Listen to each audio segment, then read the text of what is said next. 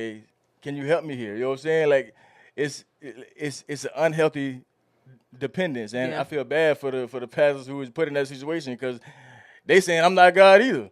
You know what I'm Yeah. saying? And it's like, especially with this time now, I feel like it's a shift. It's people in their purpose, doing it their way, or well, the way that God told them to do. Even you look at Toby Nwigwe, like he just put out a song said, "My niggas need Jesus," and it's like, bro, you know what I'm saying? Try Like Jesus, not me. unconventional, Yes. unconventional, like okay, but it's like no, but it's the truth. You know what I'm saying? Yeah. Like my niggas need Jesus, real talk, and Real it's like talk. it's like a long time ago, a man taught me like when a lot of us get saved, we forget. He called it language, but he basically it basically means when a lot of us get saved, we forget the language from where we came from. You know what I'm saying? Yeah, I'm big on that. Yeah, we Yes. forget the language to where we came from, and it was like the whole purpose of you, the whole like just like the old saying, like when you going through hell, don't stop, but reach back and take something out with you. It was like a lot of times we forget the language Yes. from which we from where we came from, Uh huh. and those are the people that we resonate with. You know what I'm saying? Like it's like, bro, you can have every good intention in the world. Like you could be like honest in your approach, honest in what you're doing. But if you come up to a certain group of people with your church attire on, it's nothing bad about that. They're gonna respect you, but they've already closed their ears to you as you're walking up. You want me to give you a word on that? Go ahead. Okay, so let's talk Moses for a second. Moses was Hebrew Yeah. to save his life because they was gonna kill him. Firstborns, put him in a basket. Raised in Egypt. Raised in Egypt. Yeah. Hebrew, one of God's people, is the deliverer of God's people. He has his own different. He's raised in the education and wealth and systems and politics of Egypt. He knows Egyptian language.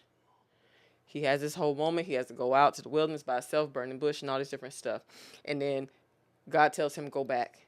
Tell Pharaoh, let my people go. Yeah. And he like, listen, I can't talk. The way that is preached often is that Moses had like a stutter or a Yeah. speech impediment. I'm not saying he didn't, but if you go and read the scripture, Moses is the only one talking directly to Pharaoh.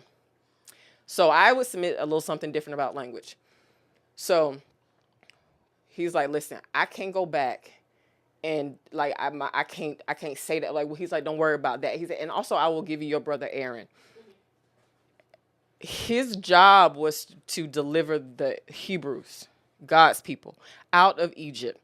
Now, he's raised Egyptian. The Hebrews don't trust him. Yeah. He can go talk to Pharaoh. He was raised in Egypt. He can speak the Egyptian language.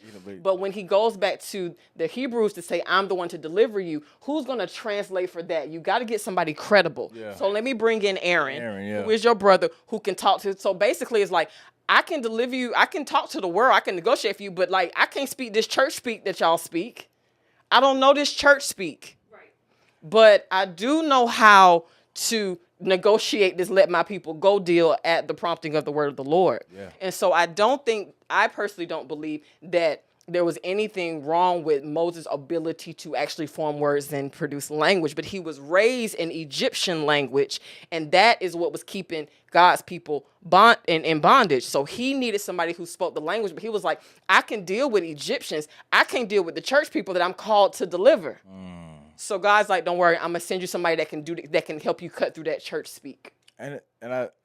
So when it comes to language, like, listen, sometimes the barrier to your deliverance is a language barrier. Language barrier. And I think the story of Moses is a very, if we could teach that right and really kind of get into what does that look like in real life. It's just like, let's say if you got a ministry to go to the streets, that church speak ain't gonna work on the corner. It ain't gonna work that way. And so you do need to walk side by side make sure that you have sound word and sound doctrine. You do need somebody who understands that. But then when you go back to to get to the niggas that need Jesus. Niggas, my niggas need Jesus. When you go back to that, you need to be able to meet them at their language, but also be fluent enough in what God is saying and have somebody there to help you with that language Yeah, so you can be a bridge between the two and deliver God's people. that's facts.